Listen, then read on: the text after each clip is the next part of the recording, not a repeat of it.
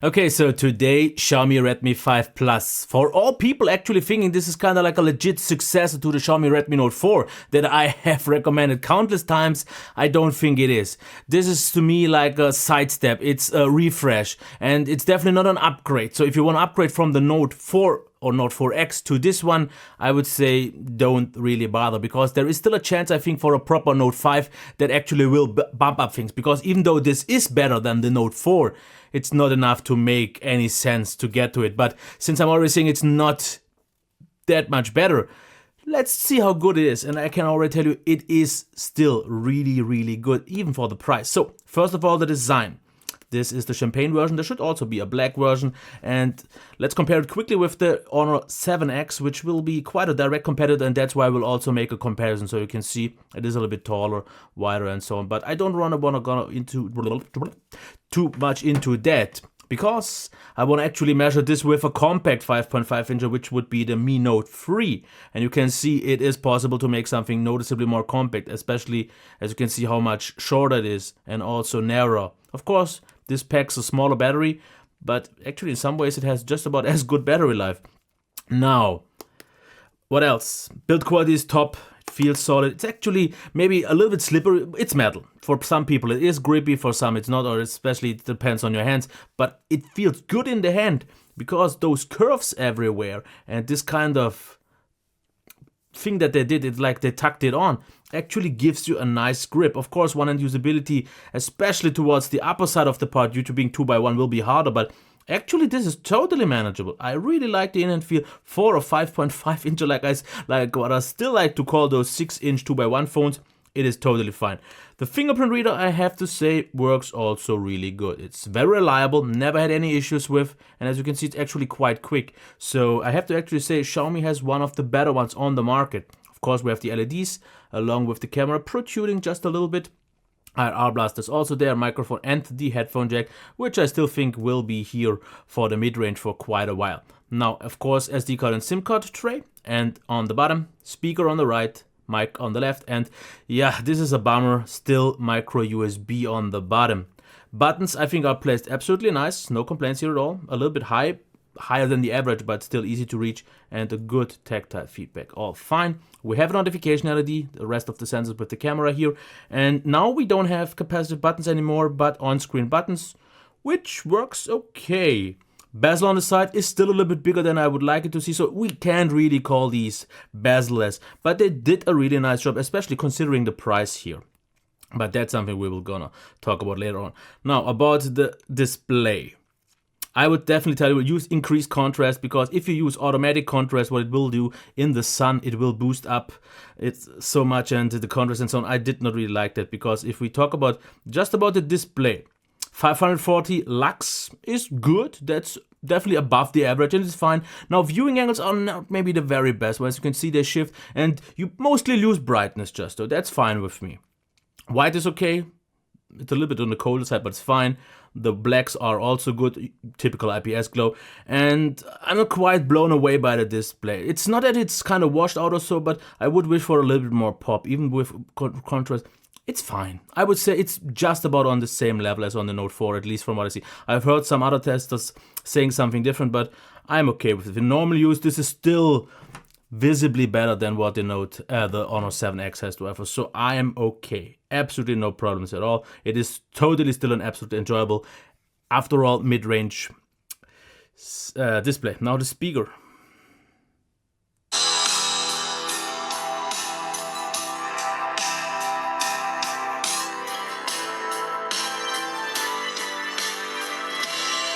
And yes, that one just as well is totally fine.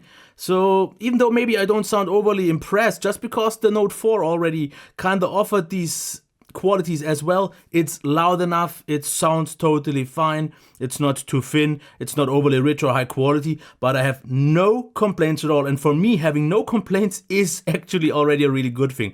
What we also have in terms of the headphone jack is the settings here, presets and so on, equalizer. And I have to say, Xiaomi is still one of the few manufacturers that has a headphone jack above average, and actually a really good one, so I'm happy here. Performance, let's kill all the apps. and see how fast they launch. But don't really expect anything else to happen than what you've already seen on the Note 4, because I would say performance is pretty much identical. The multitasking is a little bit better here now, since this is the 4GB version, where I had the 3GB version on the 4. But yeah, it is very smooth, and I have to say, even though many might say that MIUI is a quite heavy UI, I have to say also one thing: it is a very well optimized one, because I had pretty much no lag at all, and I still think for some reason, I'm not quite sure why that is the case, but it is a fact that 625 phones are actually, at least for now, maybe better optimized, but they are smoother. They are more consistent than Snapdragon 626 or 630 device. Of course, it always depends on the phone, but in general, I'm happy. I'm pleased with the performance, because it is performing very consistent, very fluid, not little lag. Of course, there are better phones like flagships out there, but do not bother. This will do just fine.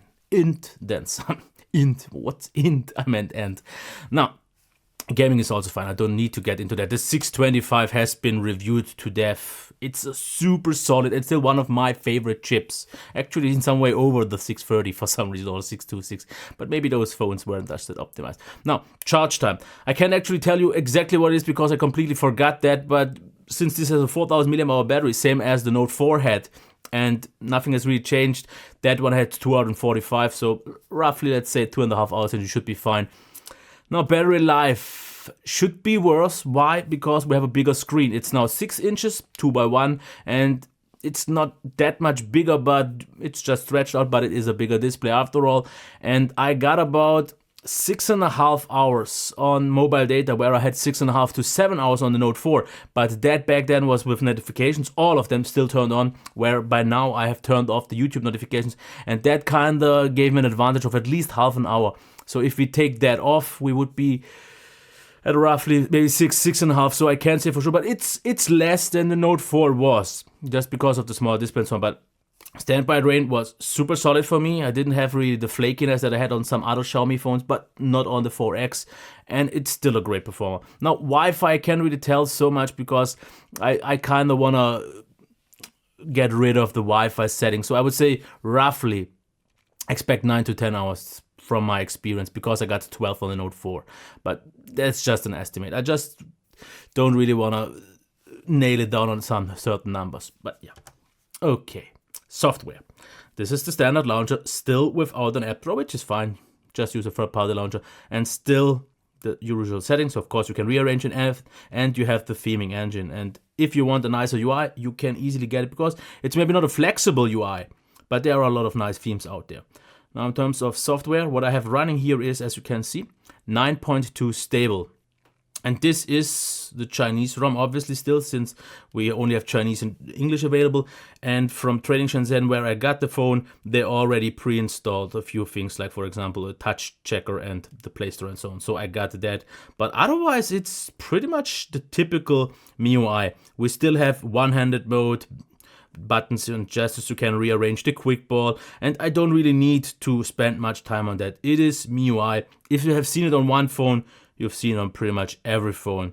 Of course, updates are actually something that MIUI is known for, especially if you go on the developer path. You get one update like every week, and you get a device support for actually a long time, even though maybe you don't get the newest version all that quick. But I'm fine with that. Now, software, when it comes to the camera, I'm not the biggest fan of it. What I like is that I can quickly toggle between HDR and HDR off, but I can't use HDR auto. This is just not an option. But I would wish for a toggle as well here for the flash. That's a little bit of an inconvenience, and also the settings. Yeah, I'm not the biggest fan of the UI, but it gets the job done. No further complaints.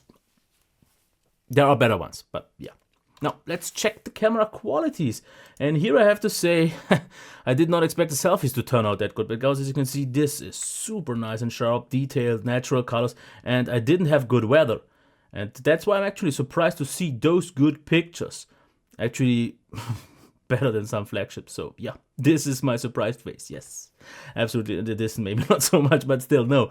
Even indoors, it is absolutely nice. Not always, but of course, that is normal. Lower light conditions, and sometimes if you shake it and so on, since we don't have optical stabilization, but it can produce some shots like these. Great, absolutely.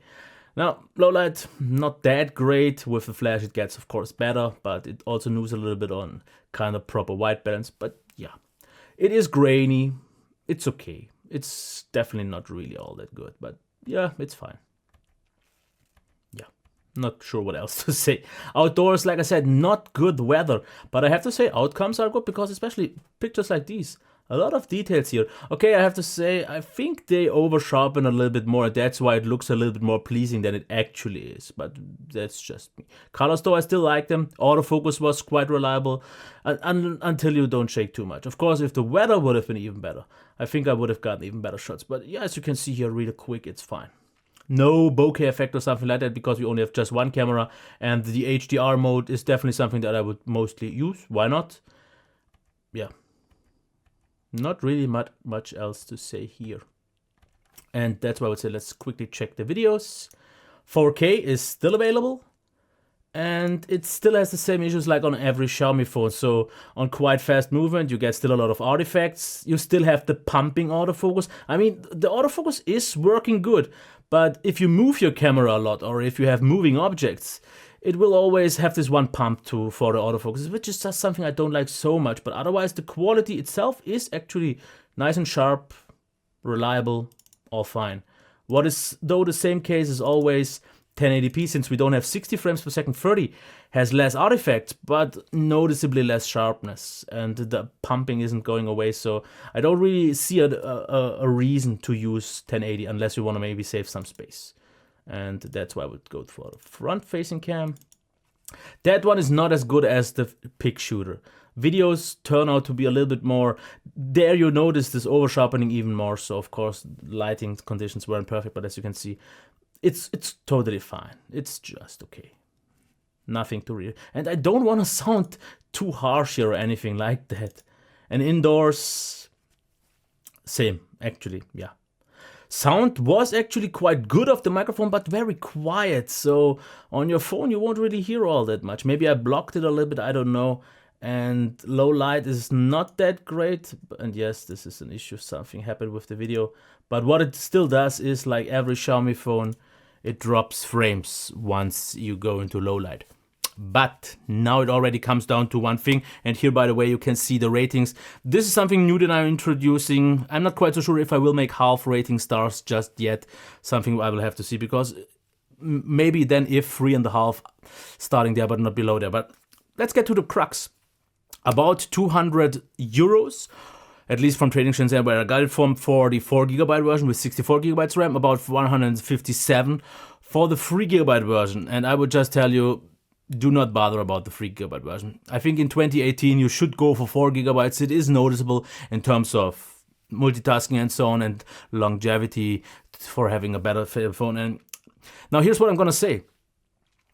I definitely can recommend it, but for now, if the price difference is still like, let's say 120 euros or 130 euros for the Note 4, and if you don't need 2x1 or anything else and you want a little bit more battery life, maybe the slightly worse camera, you can still go for the Note 4. Because this is better in every single aspect, besides battery life of course, but just a little bit. The display isn't really better, it's just stretch.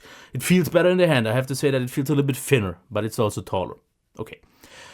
Sound, speaker is a little bit better.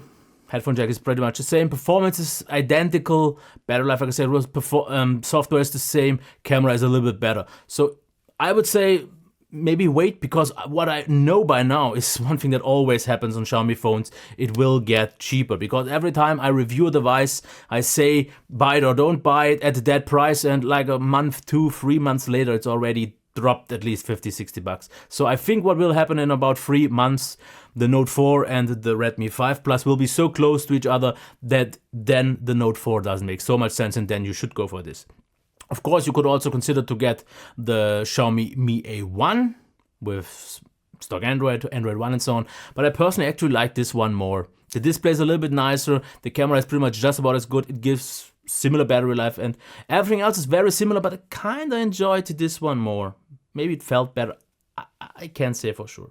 Battery life a tad better, but yeah, no huge differences. But once the prices fall into 160 or so, I don't see any reason not to go for it. 200 is still absolutely fine, but like I said, it's definitely not an upgrade. If you have the Note 4, I don't see any good reason, like I said in the intro already, to jump over it. It's just not necessary. If you want, maybe, but there are still rumors for a proper Note 5, even though I'm not quite sure what it would actually pack, because if it packs a 630, it also won't really improve much, and a 660 won't be the case, because that is something which we will see maybe in a Note 5, but Note 4.